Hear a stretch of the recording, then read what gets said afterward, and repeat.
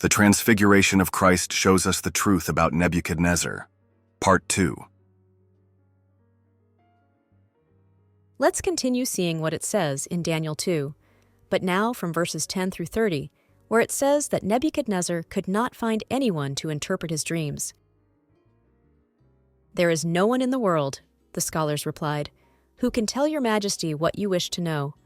Furthermore, no king, no matter how great and powerful, has ever asked a magician, a psychic, or a scholar to do such a thing. What your majesty has asked is so difficult that no one can tell you except the gods, but they do not live among mortal men. The only true gods that exist and do not live among mortal men are God the Father and Mother, Melchizedek Lisbet. But they do live among their spiritual people, who are their holy angels, the only immortals among men, and in this case, the gods lived in Daniel, who is a figure of Christ."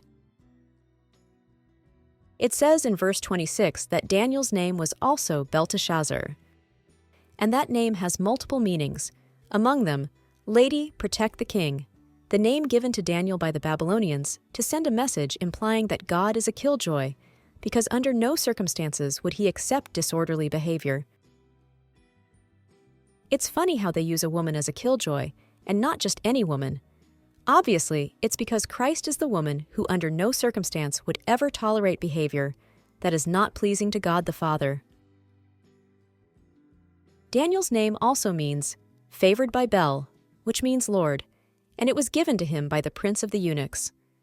Other meanings are God is my judge and Lord of the upright treasure.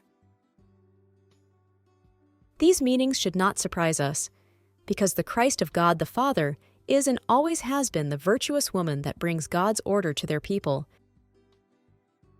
And even if you see names that sound masculine, they are titles that represent Christ and are there to help us see the truth that was hidden. Amen. To be continued.